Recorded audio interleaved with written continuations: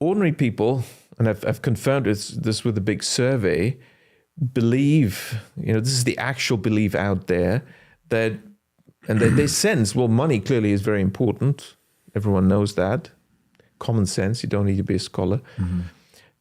Therefore, surely this is controlled by the government. That's people's assumption.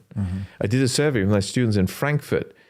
Inner Frankfurt, over 1,000 results in this survey, over 1,000 people. We had the questionnaires filled out, and I found that 84% of the population, and this is probably above average, central Frankfurt, where you've got the ECB and the Bundesbank and the financial institutions and universities, believe that the majority of the money supply is created and allocated by the government or the central bank. But that's not true. That's not the system we have. So really, it's wishful thinking, or people just assume that surely something as important as that, the government is in charge. Otherwise, there can't be any democracy. And if not, surely somebody would have stepped in and pointed this out. Well, that's where all the propaganda comes in and the controlled narrative we have in economics. So the system we have is not what people believe we have. That's the first point, isn't it? So there is something very important to see here, and that's why they say don't stay here, don't look at this, just move on. Let's talk about something else. So the old system was such a system where the government was in control, and the government was creating, allocating the money supply. It started in Babylon with the temples. Why? Because the king would put his gold treasure in the temple.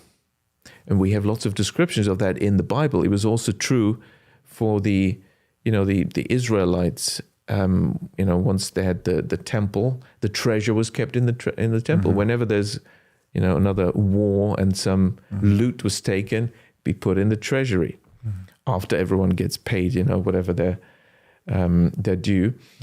And so that was the system. So people knew, okay, in the treasury, in the temple was the treasury. That's where the gold was. Now, actually, it was in 2007. A scholar, Michael Josa from Vienna, translated one of those clay tablets we have. You see, from Babylon, we have good records because they used to write on clay. Right. And then when things get burned down and cities get burned down, the clay actually just got hardened and survived. Right. So we have all these records, tens of thousands of clay records. They're mostly in the British Museum. You wonder why, but and mostly they still haven't been translated. And so one of them he found, which I thought was particularly relevant, sort of this big. It's tiny, in Assyrian cuneiform writing. Yeah, the Babylonian cuneiform, right? Yeah. Yes. And this one created headlines because he found the name of the chief official, which is like the prime minister of King Nebuchadnezzar II, being mentioned there by name, Nebuchadnezzar, and that's been mentioned in the Old Testament, Jeremiah, and nowhere else have we found such a record. So people would say, well, that's just the Bible story. But it turns out that throwaway detail in the Bible is accurate. And so scholars were amazed. And that's why in Britain, it was a number one page headline, front page headline in the newspapers with the picture. And of course, for a researcher and money, it was really interesting because what did this clay tablet say? It said that I, Nebuchadnezzar II, and my chief official Nebusarsakim have deposited the equivalent of something like 750 grams of gold in the temple in Babylon. And that was the receipt for having deposited it. It's like the original banknote. Yes. Yes. Now, the question, of course, is, and I always ask my student that question, you show the picture of that. And I asked them, well, why does this even exist? Why does this receipt exist? Do you really think that King Nebuchadnezzar the Great, king of Babylon, when he feels like, oh, I want to go shopping, I'm going to get some gold out of the temple, 750 grams. When he walks up to the temple with his entourage, the king is coming. All the high priests and temple priests and staff, attendants, they all fall down, surely flat, face to the ground, not even allowed to look at the king. And he waltzes into the temple, hushed silence. And he says, I'm withdrawing 750 grams of gold. Do you think any of these temple priests and attendants will say, lying down, Sire, hast thou brought thy deposit receipt with thee? No, surely not. In other words, the king doesn't, and his prime minister, they don't need this deposit receipt. Why does it even exist? And that's where, of course, we come to the sort of the hidden